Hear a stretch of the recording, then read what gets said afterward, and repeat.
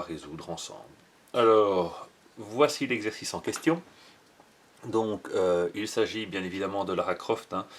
Tomb Raider, vous reconnaissez bien les fusils, la tresse, le sac à dos. Bon, il manque le principal pour ceux qui connaissent, mais voilà, on fera avec.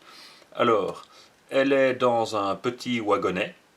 Voilà, dans un petit wagonnet. Ici, nous avons une première roue et une deuxième roue. On va travailler en 2D, donc on ne va pas considérer l'essieu complet avec les deux roues. Et elle est maintenue par un câble ici qui est raccroché à ce point-ci. Chacune de ces roues sera considérée comme étant un appui mobile. Que ce soit bien clair, il va s'agir d'un appui mobile. Alors, pour résoudre ce type d'exercice, quelle est la marche à suivre? Eh bien, la première chose à faire, ça va être de mettre un système d'axes. Alors, comme mentionné plus tôt, eh ben, quand on va travailler sur un plan incliné, on va mettre notre système d'axes suivant le plan incliné. Et donc ici, ben, qu'est-ce qu'on va faire? On va mettre notre système d'axes suivant X suivant le plan incliné, c'est-à-dire suivant cette direction-ci. Ça va être notre direction X. Voilà. Hop, ça c'est l'axe X. Et ce qui m'intéresse bien évidemment, ce sont les directions et les sens. Et donc, perpendiculairement à cet axe X, nous allons mettre l'axe Y. Donc, c'est-à-dire comme ceci. Voilà. Hop. Et ici, ça, c'est l'axe Y. Alors, ça, c'est la première chose. La deuxième chose à faire, c'est de représenter toutes les forces qui s'appliquent sur ce qu'on étudie. Et ici, ce qu'on étudie, c'est Lara Croft dans son wagonnet, c'est-à-dire Lara Croft et le wagonnet. Le point C que vous voyez ici correspond au centre de masse de Lara Croft et du wagonnet. Et donc, la première chose que je vous conseille toujours de faire, c'est de représenter le poids. Alors, le poids, il est toujours vertical. Voilà. Le poids, il est toujours vertical et il s'applique au niveau du centre de masse. Et donc, je vais représenter ici le poids. Hop. Voilà, le poids. Et je vais l'appeler P. Voici le poids et je vais l'appeler P. Qu'est-ce que l'on a d'autre comme force qui s'applique dessus? Eh bien, nous avons ici, à cet endroit-ci, nous avons la corde, le câble, qui retient le wagonnet dans lequel se trouve Lara de pouvoir se déplacer. Et donc, comme je vous l'ai dit, une corde, elle ne fait que tirer. Et donc, je vais représenter un effort qui tire au niveau du wagonnet. Voilà, on a un effort ici qui tire, une tension dans la corde, raison pour laquelle je vais appeler ça T. Voilà, on a T qui se retrouve ici. Qu'est-ce que l'on a d'autre comme effort? Eh bien, on a des réactions au niveau des roues. Ben oui, si je n'avais pas ces réactions au niveau des roues, Lara et son wagonnet passeraient à travers le sol. Et je vous ai dit que ces efforts, ces roues, étaient considérés comme étant des appuis mobiles.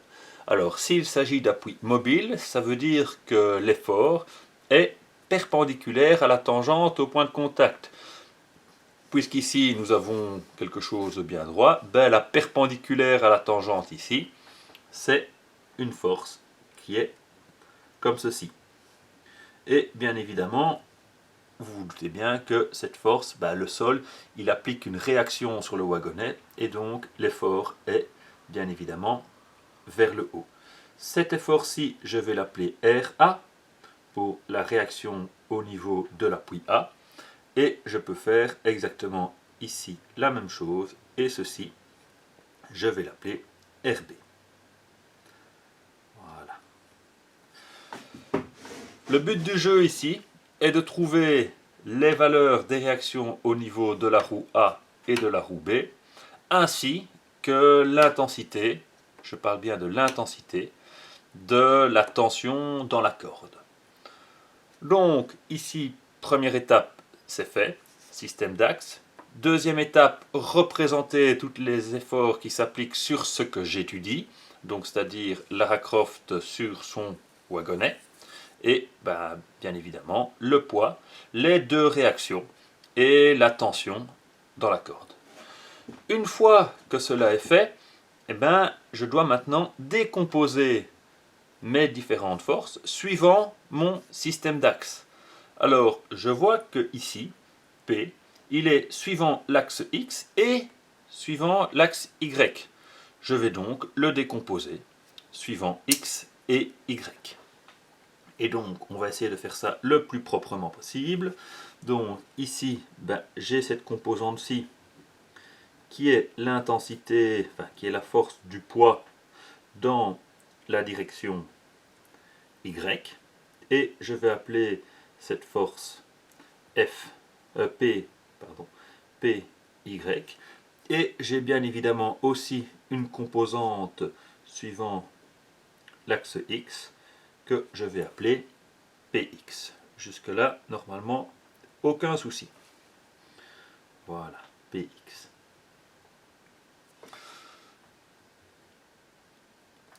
Au niveau de la réaction en B, cette réaction en B est déjà suivant l'axe Y. Donc pas besoin de le décomposer, on est déjà suivant notre axe Y. Même chose pour la réaction au niveau de la roue A. Il nous reste maintenant à traiter T. Alors T, pour le moment, il est de nouveau suivant X et Y. Je vais donc devoir le décomposer. Alors de nouveau, on va essayer de faire ça le plus proprement possible. Voilà. Nous avons donc ici ce que l'on va appeler TY. Et bien évidemment, dans cette direction-ci, ce qu'on va appeler TX. Voilà. TX. Et ça, c'est la troisième étape, décomposer nos différentes forces suivant notre système d'axe. C'est fait, nous allons donc pouvoir passer à la suite. Alors, la suite, c'est écrire nos différentes équations. Alors, je ne sais pas si je vais être capable de représenter, de faire toutes les équations sur cette feuille-ci, donc je vous proposerai par exemple de faire un print screen de cette vidéo à cet endroit-ci et de garder ce dessin quelque part sur votre bureau pour pouvoir y faire référence chaque fois que je parle des différents efforts, des différentes forces qui s'appliquent sur mon wagonnet. Alors, première chose, c'est écrire nos équations de statique. Alors, la première équation de statique que vous connaissez maintenant très bien, c'est la somme des forces. D'un point de vue vectoriel, on sait que la somme des forces doit être égale à 0. Et comme mentionné plus tôt, nous n'allons pas travailler d'un point de vue vectoriel, mais d'un point de vue scalaire. Et donc, première chose à faire, somme des forces suivant x doit être égale à 0. C'est ce que je vais écrire ici. Somme des forces suivant x doit être égale à 0. Qu'est-ce que nous avons comme force suivant x? Nous avons ici tx, qui, par rapport au sens de mon axe x, va dans le sens contraire. Je vais donc noter moins tx. Qu'est-ce que j'ai d'autre? J'ai mon poids ici, avec sa décomposée suivant x, qui est dans le même sens que mon axe x, donc plus px. Est-ce que j'ai d'autres efforts qui sont suivant l'axe x? Non. Donc je peux écrire que moins tx plus px est égal à 0. Voilà, première étape. Alors, vous vous doutez bien que le poids, ce n'est pas une inconnue, c'est une valeur que je vais vous donner. Et ici, le poids, enfin plutôt la masse, m, est égale à 300 kg. Ça veut donc dire que mon poids, P, est égal à 3000 newtons. En prenant, dans le cas présent, G égale 10 mètres par seconde au carré. Et donc, puisque P, on le connaît, et que, bien évidemment, nous connaissons l'angle ici entre les deux, voilà, cet angle-là, qui, bien évidemment, est exactement le même que cet angle-ci, je sais qu'ici, j'ai 30 degrés. Voilà, l'angle qui est ici, il vaut 30 degrés. Grâce à un petit peu de trigonométrie, nous allons pouvoir trouver que Px, c'est égal à P fois le sinus de mon angle de 30 degrés. Et si Px c'est P fois le sinus, Py c'est égal à P fois le cosinus de 30 degrés. Voilà, nous avons trouvé Px et Py. Alors, le sinus de 30 degrés, je pense que ça ne devrait pas vous poser trop de problèmes, hein, il s'agit de 1,5. Et le cosinus de 30 degrés, c'est bien évidemment racine de 3 sur 2. Voilà. Donc si j'ai envie, mais ici je manque un tout petit peu de place, j'ai pas très bien fait ça. Voilà, je vais renoter ça ici au-dessus. Et donc je peux noter que Px c'est égal à 3000 fois 1,5, c'est-à-dire 1500 newtons. Et Py c'est égal à 3000 fois racine de 3 sur 2, c'est-à-dire 1500 racine de 3. Oui, c'est catastrophique, je ferai mieux la prochaine fois. Voilà, nous avons Px, 1500 newtons, et Py, 1500 racine de 3 newtons. Alors, je vais mettre le petit newton ici, comme ça, j'ai les unités. Je vais donc pouvoir, maintenant que je connais Px, isoler Tx pour pouvoir trouver son intensité. Et si j'isole ça correctement, je trouve que Tx, c'est égal à Px. Et donc, Tx est égal à 1500 newtons. Voilà, première chose de trouver. Deuxième équation que nous allons écrire, c'est la somme des forces suivant Y. Nous avons fait la première partie suivant X, passons à la seconde partie suivant Y. Alors, je vais déplacer un tout petit peu mon dessin pour pouvoir continuer à travailler sur la même feuille. Et je trouve donc que la somme, je peux donc écrire que la somme des forces suivant Y doit aussi être égale à 0. Histoire bien évidemment de rester en statique. Qu'est-ce que j'ai comme effort suivant Y? Eh bien, j'ai Ty, dans le sens contraire de mon axe Y, donc c'est-à-dire en négatif. Donc j'ai moins Ty. J'ai RA et RB dans le sens de mon axe Y, donc en positif, plus RA plus RY. Et j'ai ici Py dans le sens contraire de mon axe Y, donc moins Py. Et c'est tout au niveau des efforts suivant Y. Donc je peux réécrire que ceci, c'est égal à 0. Voilà. Alors, pour continuer, ici, nous connaissons Tx, puisqu'on l'a trouvé, et on connaît aussi, de nouveau, l'angle entre les deux. L'angle ici, bien évidemment, angle alterne, interne, nous avons aussi, à cet endroit-ci, 30 degrés. Puisque j'ai réussi à trouver Tx, que je connais l'angle de 30 degrés. Avec un petit peu de trigonométrie, je sais que, enfin je peux écrire que TY, c'est égal à TX fois la tangente de 30 degrés.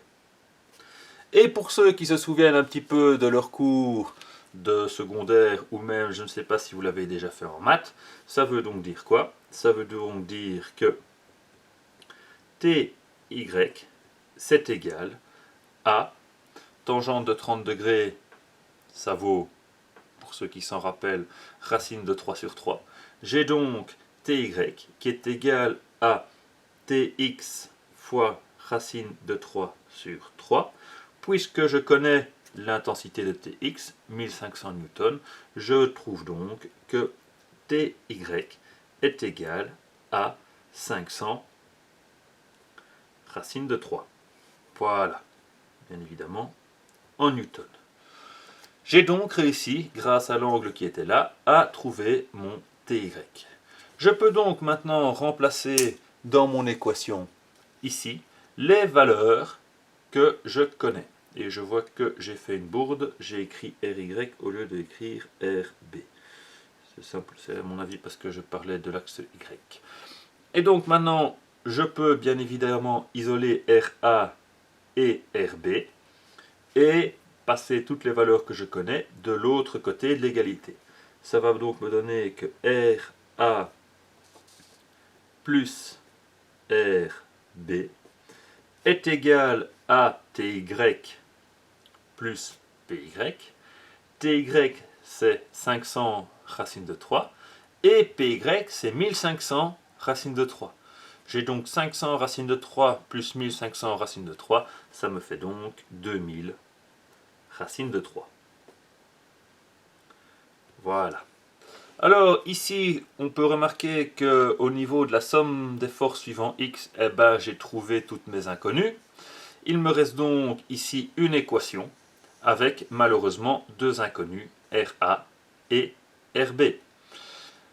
Et donc, c'est le moment où on va passer à la somme des moments, justement, et on va essayer de faire ça du mieux possible.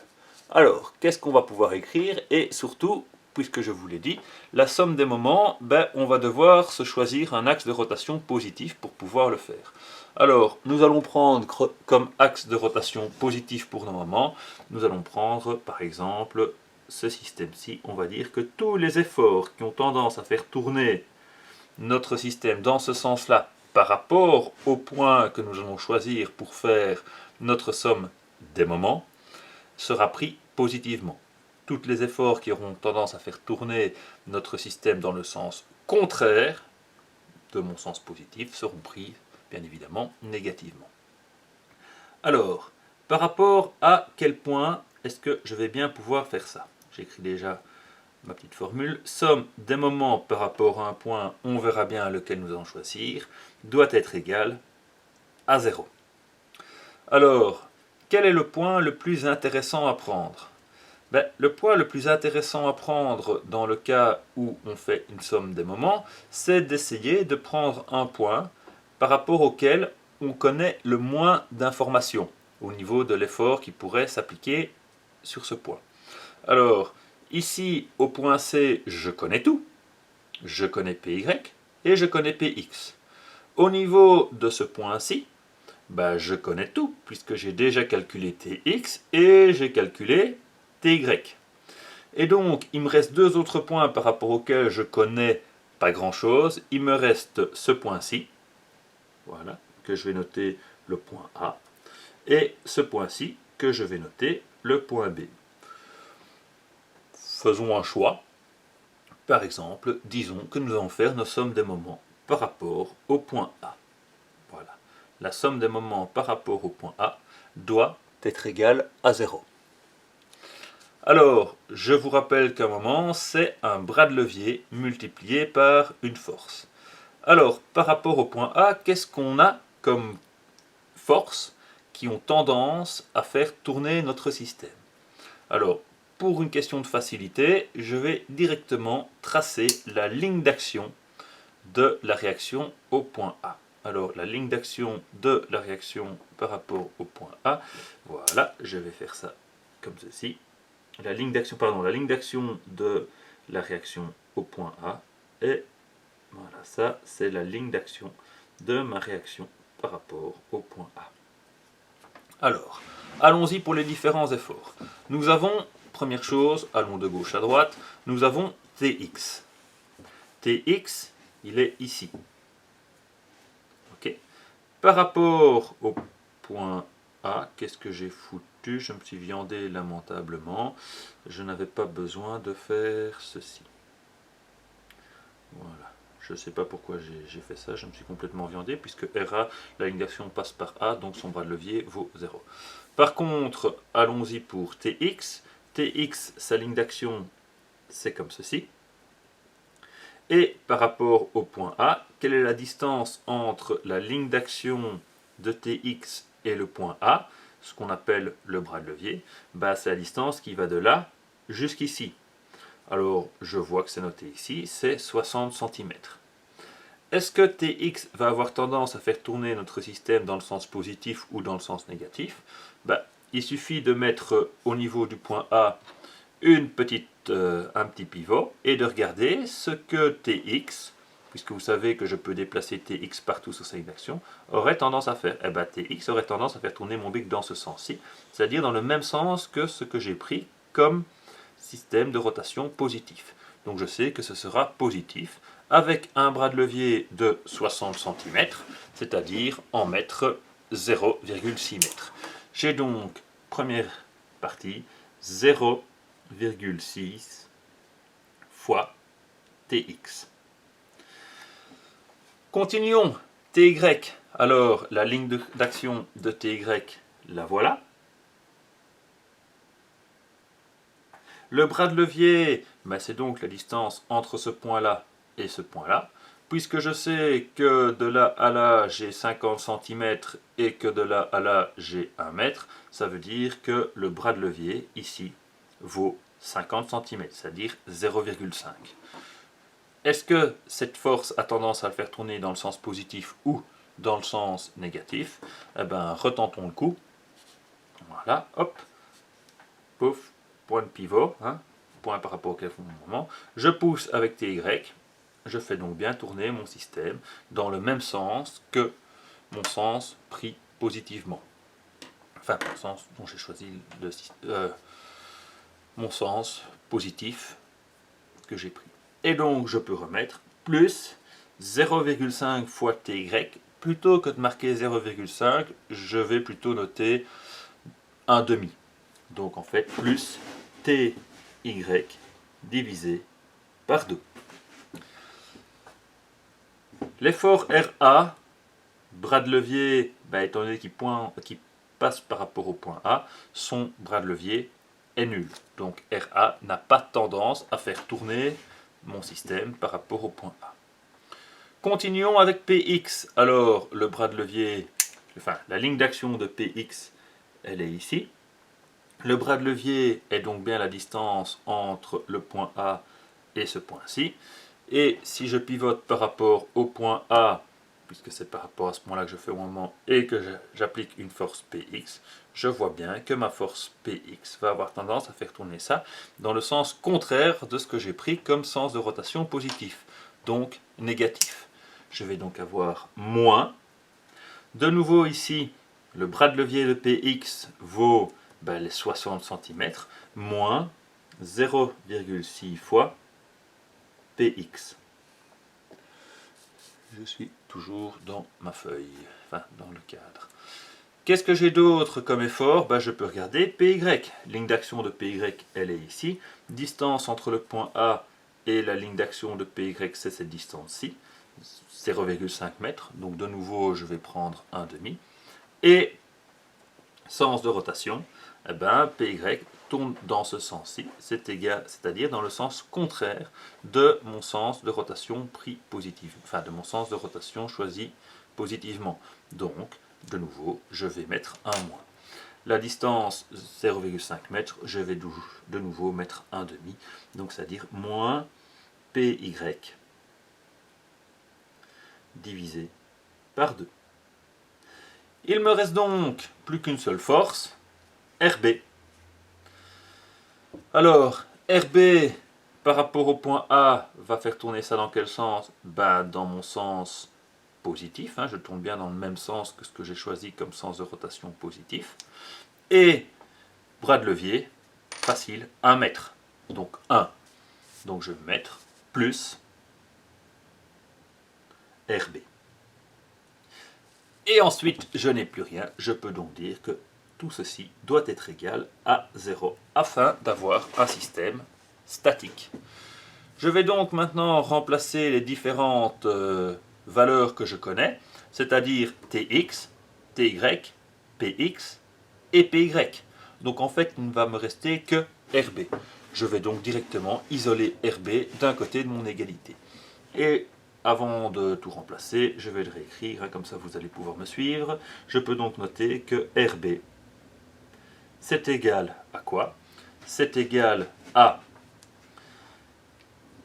0,6 fois Px plus Py divisé par 2 moins Ty divisé par 2 moins 0,6 fois Tx. Alors, maintenant que ça c'est fait, allons-y pour les calculs à proprement parler. Alors, 0,6 fois Px, c'est 1500 fois 6 divisé par 10, ce qui va donc me donner 900.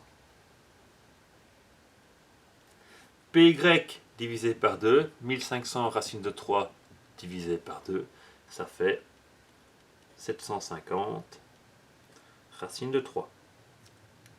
Moins Ty divisé par 2, Ty, hop là, vous ne le voyez peut-être plus, mais Ty c'est 500 racine de 3. Alors 500 racine de 3 divisé par 2, ça fait 250 racine de 3, moins 250 racine de 3.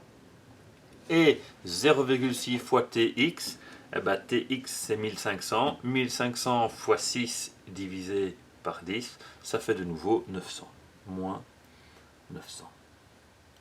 On remarque donc que le plus 900 moins 900 se simplifie. Il me reste 750 racine de 3 moins 250 racine de 3, ce qui nous fait bien évidemment 500 racine de 3. Et donc je peux trouver que RB est égal à 500 racine de 3 newton. Une fois que j'ai trouvé cette valeur-là, rien de bien compliqué. J'avais trouvé que RA plus RB faisait 2000 racines de 3 et je sais que RB vaut 500 racines de 3. Donc, à ce niveau-ci, je peux écrire que RA c'est égal à 2000 racines de 3 moins 500 racines de 3. Ça veut dire que RA est égal à 1500 racine de 3 newton. Voilà, j'ai donc trouvé les différentes informations que je cherchais. La réaction au point A, enfin au niveau de la roue A, 1500 racine de 3. La réaction au niveau de la roue B, 500 racine de 3. L'effort suivant Tx, 1500 newton. Et l'effort suivant Ty, 500 racine de 3 newton. Moi, ce qui m'intéressait aussi, c'est d'avoir la tension, mais juste la norme de la tension, l'intensité de l'effort dans le câble qui retient le wagonnet avec Lara Croft. Et donc, pour faire ça, vous vous souvenez tous, je pense, de Pythagore, notre grand copain Pythagore. Et donc, en faisant la racine carrée de la somme des carrés ici, je peux trouver que T, c'est égal à la racine carrée de 1500 au carré plus 500 racine de 3 au carré. Et si je sors ma calculette pour calculer tout ça, hop, c'est parti. Racine carrée de 1500 au carré plus 500 fois la racine de 3, le tout, pouf, mis au carré, pof, ça me donne donc 1732 newtons. Et donc T vaut 1732 newtons. Voilà, notre petit exercice est bien évidemment fini. Alors, désolé pour le léger brouillon, je vais essayer de vous montrer le tout en un seul coup. Voilà. J'essaierai de faire un petit peu mieux lors de ma prochaine vidéo. Et voilà, c'est fini. Je vais vous mettre ensuite un petit exercice à faire par vous-même que je vais vous expliquer tout de suite.